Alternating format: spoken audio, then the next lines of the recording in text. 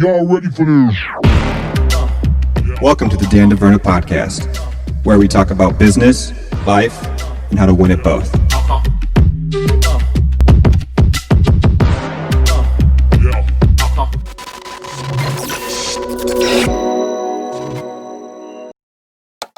I'm talking today to Gerri Walczak, realtor to the stars in Princeton, Ohio. Yay. The most glamorous of all real estate agents, right? Yes, absolutely. Absolutely.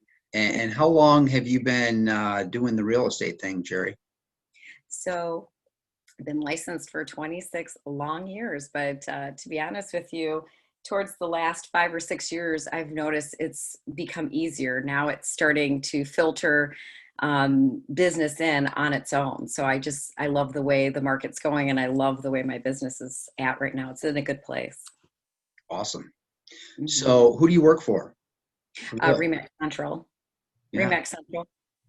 So that if somebody wanted to reach out to you, first of all, like what's the best way? How do we find you, Gerri?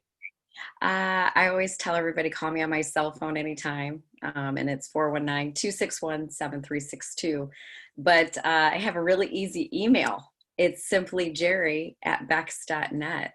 So all you have to do is put that in, and most people will find me. It's all you have to do is type in Gerri Walczak. Normally it's online. So it's pretty easy. Fantastic. So like whenever I talk to anybody right now about real estate stuff, it's really kind of unreal. Like in the middle of this kind of crazy pandemic time, we're seeing like houses move as fast as they go on the market, right? Like tell us a little bit about your experience with what you've seen this year. So during the pandemic, I actually did not shut down. There were a lot of people that did. I respect them for that decision. It's just, for me, my business kept going. In fact, most people were so bored that they were out looking at real estate. So I felt like my business, instead of going down, it actually spiked during that time. And so for me, I couldn't not do business unless, we work for ourselves. We're 100% commission, and that's what we do. So you gotta, you have to, do the deal. You have to make money for your family and be safe about it. Certainly I was safe about it. I always had my PPEs. I had my face mask on, my sanitizer for all my clients. And, we stayed 6 feet apart. So you're in a house that is, about 1,500 to 3,000 or 5,000 square feet. You're not near each other. So I felt like it was pretty safe no matter what. Mm-hmm. Good. And yeah, how do you go through in the process of selling people's houses in this, what's clearly a seller's market? I mean, kind of maybe visit the process, because I think maybe it's a little bit different in this type of situation. And have you seen a situation like this before in your 26 years of doing this? Yes, I have. Actually, it was roughly in 2003 to 2000, maybe, 6. It was really, really busy. We were putting offers in like crazy. And then, of course, we had the market crash on us in 2007, 8, and 9. But it really did pick up. It didn't take that long. Everybody's got to sell. Everybody's got to buy. There's going to always, have some fluctuation in the market. And you're going to see that people, even when our market goes bad, somebody has to get transferred. Somebody has to maybe downsize. Some people benefit. They're upsizing. But you're going to see a lot of people make decisions during this time, because right now it's an election year. You're going to see people try to get where they want to get closer to their family because of the pandemic. They don't know if we're going to get shut down again. So they're making, big decisions, and you're seeing the market change. I'll tell you about one that I had this week, which was kind of momentous. I actually went in my old stomping ground in South Toledo, which I'm a South Toledo lover, love Perrysburg, love Maumee, but South Toledo, I just absolutely loved it. And every time I get to list one back there, I always go, I lived there. But this one that I listed this week, I actually had the client, she's like, what should I do? She was referred to me by another realtor, which is ironic. That normally does not happen, but she was referred to me by another realtor. Mhm. And I gave her everything to do. I told her, have it ready for me. And what everything means is I wanted it staged. If there was painting that needed to be done, if there was, marks on the walls, let's use those erasers, move things out, depersonalize that home. Because the problem is everybody, their home is made for them. They set it up for their own family, their kids, the dogs, the cats. But you'll find that a lot of people will tend to stare at that stuff while they're walking around, and you're trying to keep their attention in a home. She removed everything that we asked for, and I told her as soon as I walked in, and I took pictures on Tuesday, I believe we're going to have multi-offers. And she did not believe me. We had 19 showings as of yesterday. We've only been Wow. on the market one day. We Whoa. now have, yes, yeah. We now have 7 offers. I will be meeting with her this afternoon to go over that. And when I got to tell her, she's like, you're joking. And I'm like, no, I mean, this is the market right now. If you do what we ask you to do as a realtor, you pick your favorite realtor. Number one, pick your favorite realtor. It doesn't matter if it's one that you used before or you want to try a new one.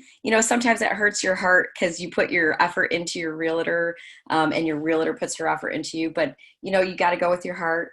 And she went with me, and next thing you know, we've got 7 offers and 19 showings, and we have to cancel them all now. That's what we've been doing. We've been canceling from Thursday to Friday because she's going to take an offer today. Yeah. So how do you manage? Let's go back a step before I ask that question.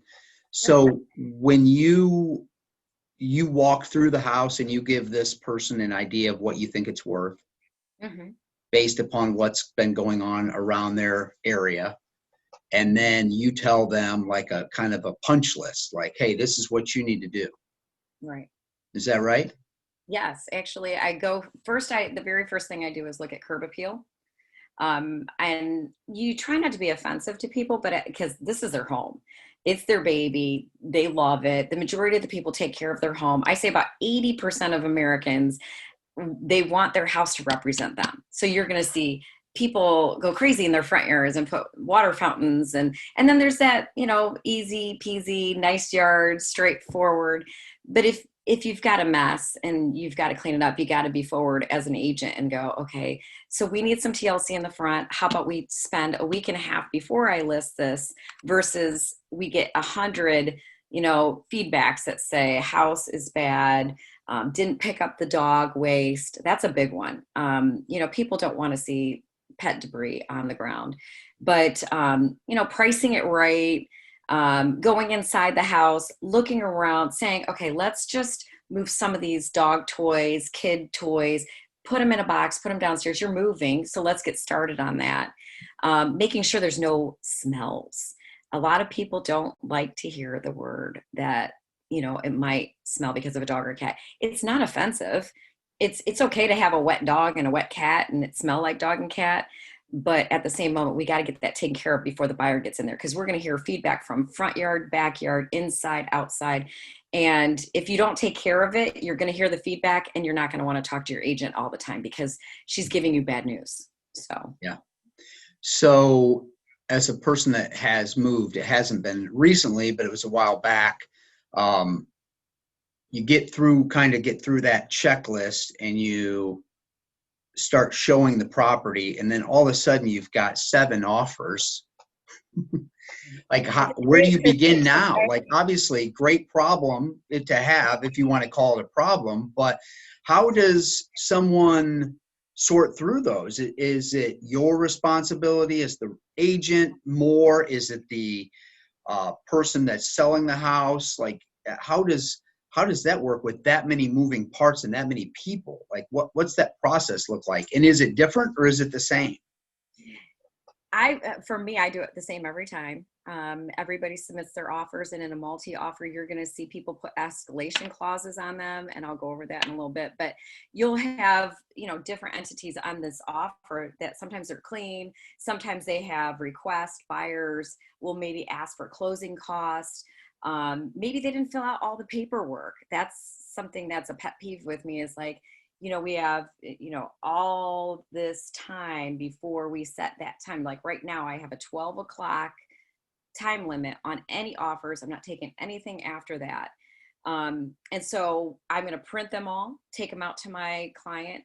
We're going to sit down and, we're going to look at financing. We're going to look at the different types of financing and find out, what works best, for my seller. Is there a cash offer in there? Obviously, that's the best way to go. If we have the highest cash offer, it's going to close. All we have to do is go through inspections. But there are times when offers don't even have inspections. They'll take them out. We'll have people take out home warranties. We'll have people take out, possession dates. So they'll give the seller 30 days possession to stay in the home just because they want that house, or maybe they'll take out the appraisal. If they're a cash buyer, they can do that. Obviously not with lending, but they can take that out. And so you're slowly but sure, you're seeing the best offer is not always the highest offer. And I can tell you, so that you say like the cash offer is the best, and but you're taking for granted that we know what that means. I mean, a cash offer, is that what it sounds like? Like somebody's got, like, this house costs $211,000 and they're going to walk in with $215,000 in, like, literally they have it in cash, or in it, where they can write a check for this property. Is that what a cash offer really is? Well, so cash is different. And I've only experienced one bad experience with cash, is that normally cash is like what you have in your bank, and everybody assumes that's what you have in your bank. It could be coming from a 401k, it could be coming from a Roth that maybe is ready to go. I mean, you don't know, it could be coming from a mom's gift. I mean, so you got to verify that. And when somebody tells me it is cash, you have got to have proof of funds. If you cannot get me proof of funds, I won't even look at it. And I think that's fair, because we can all say we have cash, but do we have enough to close? And the only one I've ever had is an out of town, situation where somebody, the money was coming from out of the country and it never did close, even though it was cash. And they did give us a letter. Some countries stop money coming in because they're not sure where it's going. I mean, you'd be surprised what our government and what other governments stop just to make sure where it's coming from. And that's what you got to verify. It's our job as a realtor to verify where the funds are coming from.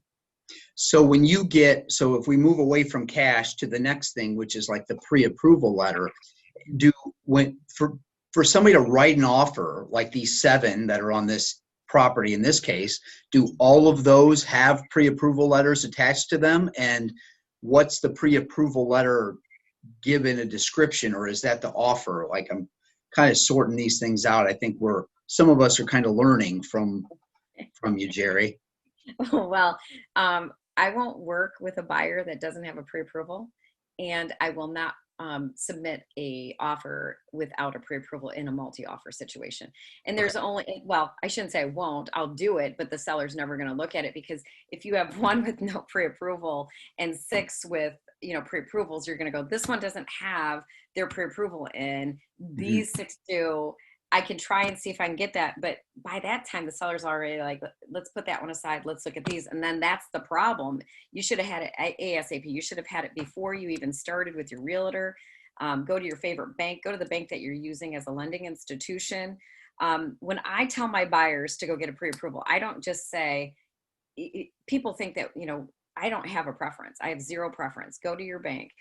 Yes, I have friends in the banking business and I will refer, but for me, if you have a bank account at, Fifth Third Bank or Toledo Union, Credit Union, or Glass City Federal, the first thing I'm going to say is, okay, have you called them, see what their rates are, and see if they're the best fit? Because a lot of things in banking, just because it's the rate that you want, there might be an underlining as far as, fees that get charged on and everything. So you don't, as a realtor, we don't want to 100% send all of our business to one entity. You want to, ask them where they're going. Are they happy with that bank? If you're happy, use that bank. If not, we've got somebody for you.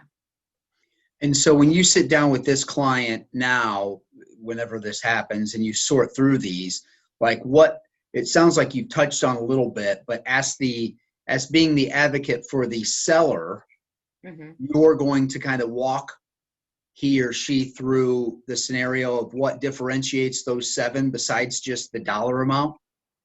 That's correct.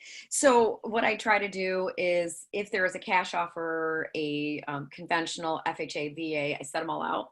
I highlight each one if there's a negative on it. Like I'm like, okay, well this one, oh, I wish they wouldn't have put on there that they want $3,000 back in buyer concessions. So I just highlight it so the seller can look at them all at face value and say, okay, now let's look at, financing. Let's look at what the contingencies are. Let's dig into every offer and then take 2 out of that pile, and let's take 2 and let's put those 2 up against each other. We're right now with the highest and best. I always tell my sellers, highest and best means highest and best. You'll have some sellers want to counter a highest and best, and you're like, wait a minute, we already did the highest and best.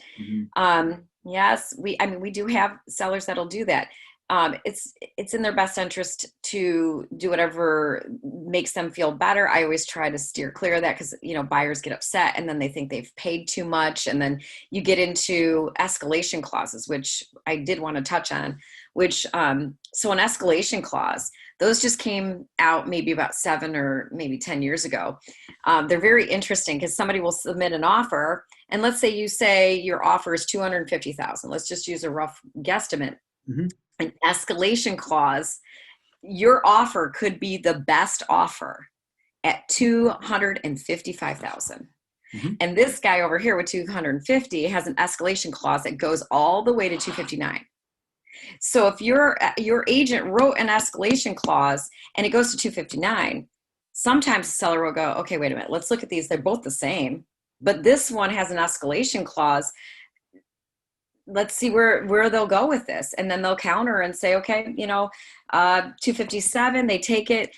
And an escalation clause will always probably be chosen because right now, I've got 3 escalation clauses in here. So now you've got 3 escalation clauses that you're dealing. So everybody knows what they're doing when you're working with a multi-offer. And, the seasoned agents that have been doing it 10, 15 years, we all know what it's all about experiences too. It's like, what you've gone through in the past and you don't want it to happen again. So maybe 7 years ago, you didn't have an escalation clause on an offer. And then all of a sudden you stick one in and you won. And so that's the excitement of the escalation clause, is that you might win every time if nobody else puts one in. Yeah. Well, you also know, Go ahead. Go ahead. I was going to say probably 80% of my offers, I just write them as high as I want with that buyer. And I would probably say I probably only lose maybe 5 to 10% of the time, just because I really do make sure if my client loves it that much. I always say, do you love it enough to go this much more? And it's going to be a big number. It's not going to be a little number. I want it. You want it? How bad do you want it? And then we discuss what's that level. If you lost it, if you lost the offer, what would it be? Let's not play the game. If you lost it tomorrow at 259, you're okay. And they'll say yes. Okay, well then that's what we're going to write, because why write an escalation clause and play up and down, up and down, up and down, when if you were going to go to 259, you have 7 offers that you have in hand. Why do that? Just go to the number you want to go to and get it in. Yeah, and interest rates are really low. Yeah, right. 3. So nominal difference on that. And then the other element, I would think that would be a big deal, would be if you, in the pace that houses are moving, like if you miss it, you might not get another chance at something. Like, there's a lot of houses moving, but there's not a lot of houses seemingly for sale. Well, this market is created. Obviously it's a seller's market, but I kind of can feel like it's a buyer's market too. And not that they're getting a good deal. It's just that it's just when a house comes on, so far I haven't seen too many bad houses. There's very few houses on the market, and it seems like the good ones are coming on. It's like a great kitchens, great bathrooms, people have renovated, and you're not seeing as much as, a lot of people are like, have you seen bad house? I have seen everything. I've got pictures that would make everybody laugh, just because I'm like, why would somebody put a toilet in the middle of a bedroom? But who knows? It's just somebody's personal preference, whatever happened, whatever. But right now the best of the best is on the market, and they're not lasting very long. And on top of that, not only are they not lasting long, if they are on the market and they have been on the market for maybe, let's just say 27 days, there's nothing wrong with a property that's on the market 27 days. That's what a lot of people are like, why is it on the market so long? It's not that, 10 buyers went over here. This buyer, this seller didn't get very much activity yet. They'll get it. They always do. So. Yeah. Well, in 27 days in today's market seems long, but in a traditional market, that's pretty normal, right? Yeah. Yeah. Right now we've got about 6 months of inventory and people are like, no, that means it went up. Yes, it did. It went up, but that's okay. I mean, we have been waiting for inventory since April. We have not had almost any inventory in every price range. And it's kind of, you take a buyer out and then it becomes feast and famine with these offers. People are writing $10,000 and $15,000 over asking because they want that house and they know there's nothing out there. So is that a problem with the appraisals, or are the appraisals, because the appraisal, the thing I was told, and correct me if I'm wrong, but the appraisals look back at what's happened in the past. And then you guys, the real estate folks, are looking forward to what you expect things to be worth, not just today, tomorrow, but in the future. Yeah. Is that a correct assessment?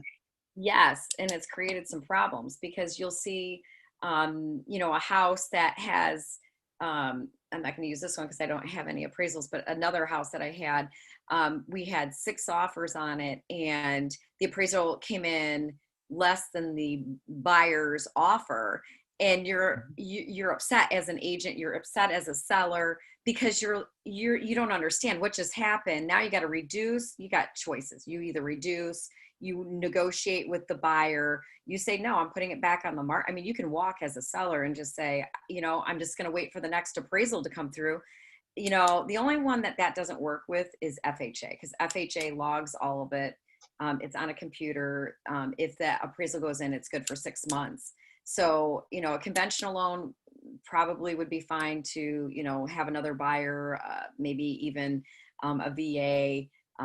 But yeah, it's created some problems because in your mind, you get 5 and 6 offers on a property. You want to fight for the seller because you're like, Mr. Appraiser, I don't see how you could do that when you have 5 and 6 offers and then you have no inventory, but yet you're going to appraise this property $5,000 less.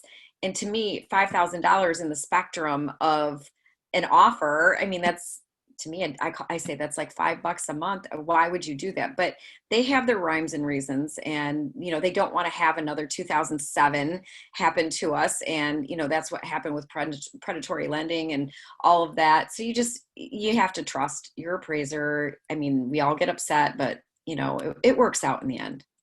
Yeah, it's a very interesting story because I'm in the middle of a lot of these transactions in the sense that people are like, hey, I need a net worth statement. I need this, I need that. The money in our brokerage account, we're going to have to use some of that for the down payment or whatever.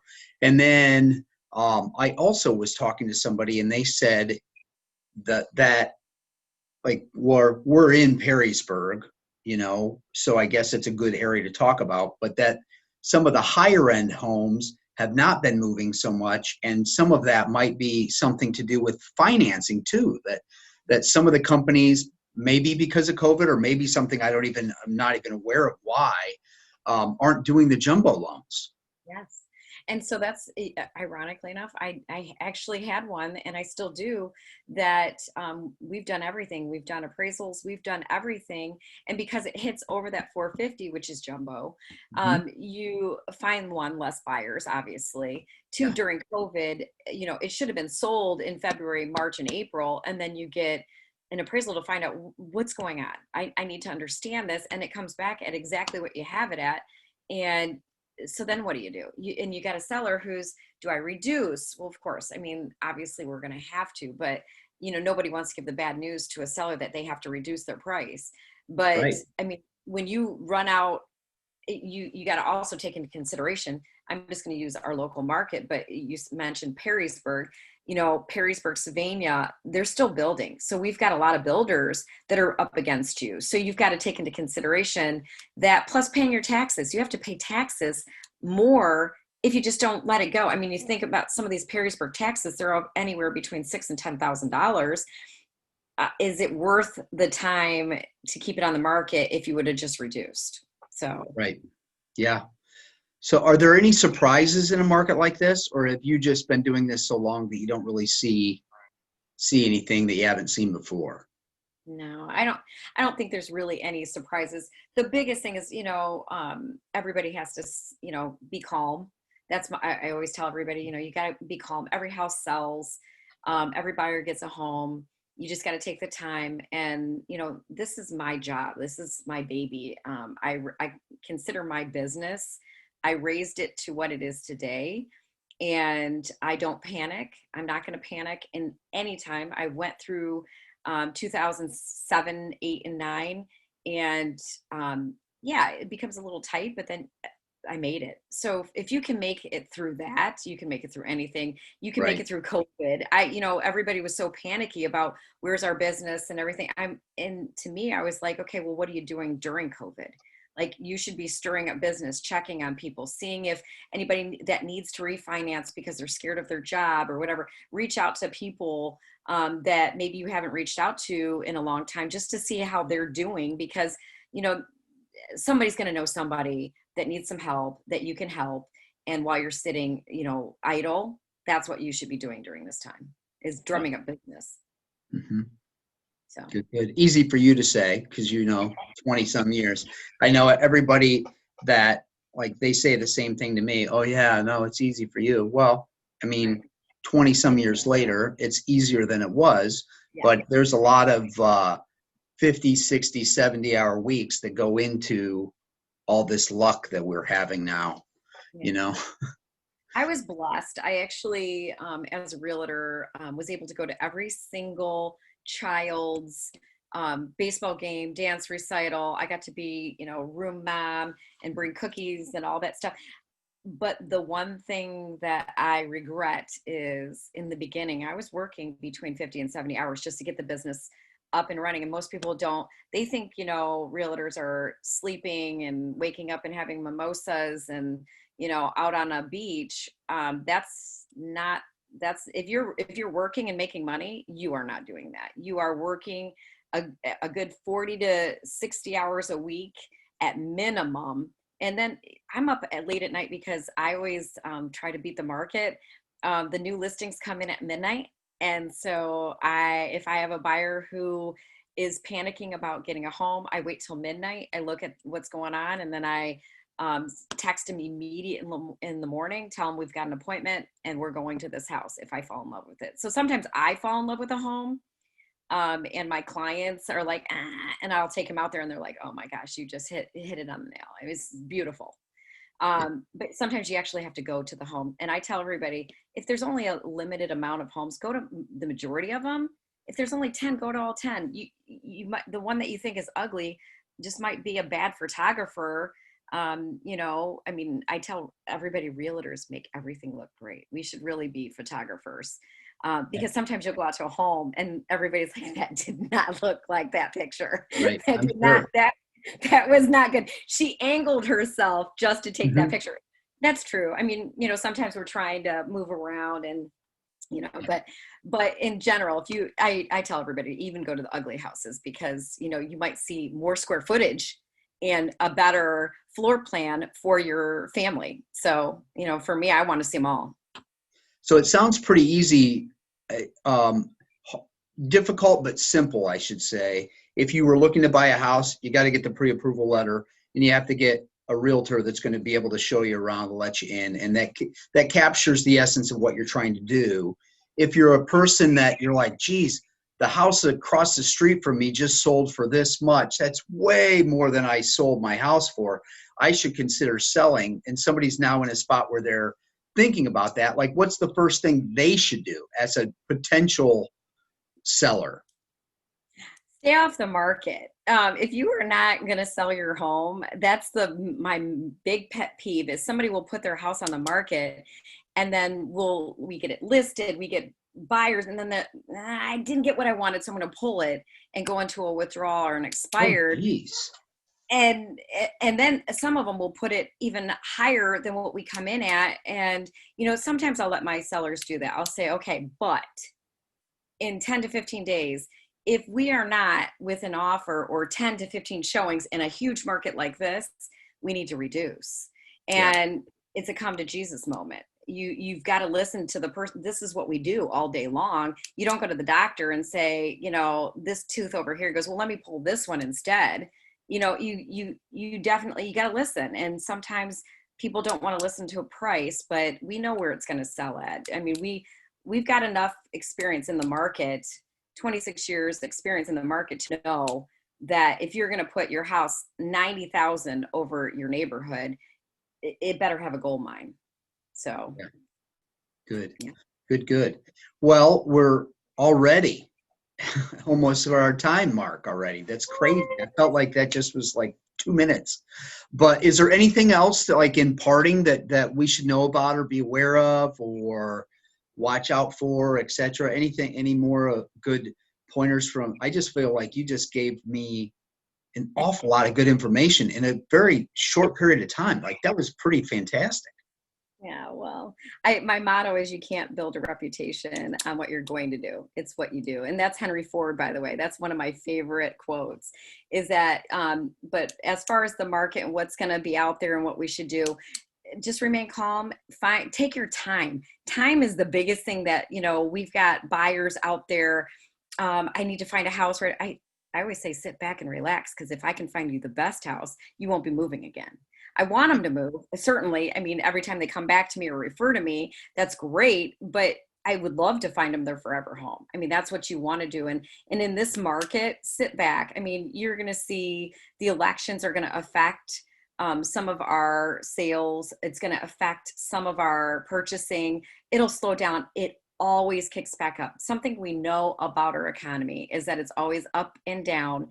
And if it's down, it's going up. We saw it down, what 2 months ago, 3 months ago, and it is spiked. It is spiked. And yes, it goes down a little bit, but then it's back right back up. You know that. And in investments, I mean, we're watching investments go crazy right now, and that's great. It's great for everybody. Right. And with stock markets the way they are, and with interest rates, they're talking about keeping the interest rate at where it's at. And so that would be wonderful. 3%. 2.5% on a 15-year mortgage. It's crazy. My parents didn't experience that. So yeah. No, they were in the teens. Yeah. Like I often, that's one of the questions I often ask to clients, and you'll get some of those 60-year-olds who bought their first house at 13, 15. I think I had 120%er. Yeah. Like, that's crazy. Like, think of how different that is from today. Yeah. My parents had 15% and they thought that was amazing. Yeah. Just glad to get a house.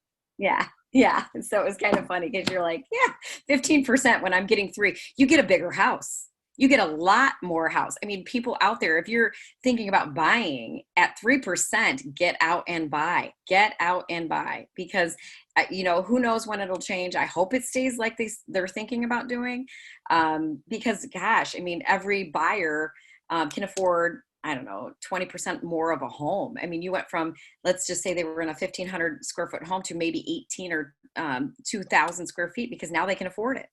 Yeah, it's great. So, awesome. Yeah. Gerri, always enjoy spending time with you. Thanks for all your expertise and help. And one more time, give us the way to reach you. What's the best way to find Gerri Walczak?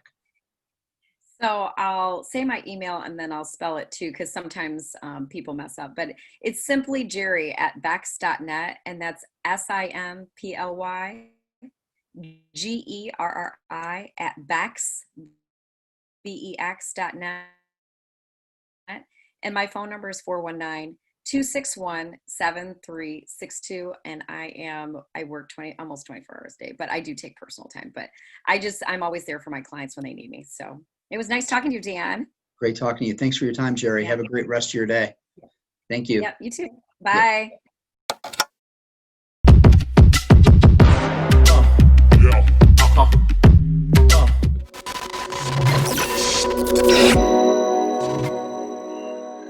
products and services using the following business names: Creative Financial Partners, Insurance and Financial Services, Ameritas Investment Company, LLC, AIC, member FINRA, SIPC, Security Investments, Ameritas Advisory Services, AAS Investment Advisory Services, AIC and AAS are not affiliated with Creative Financial Partners. Products and services are limited to residents of states where the representative is registered. This is not an offer of securities in any jurisdiction, nor is it specifically directed to a resident of any jurisdiction. As with any security request and prospectus from a representative, read it carefully before you invest or send money. A representative will contact you to provide request information. Representatives of AIC and AAS do not provide legal or tax advice. Please consult your tax advisor or attorney regarding the situation. Whew.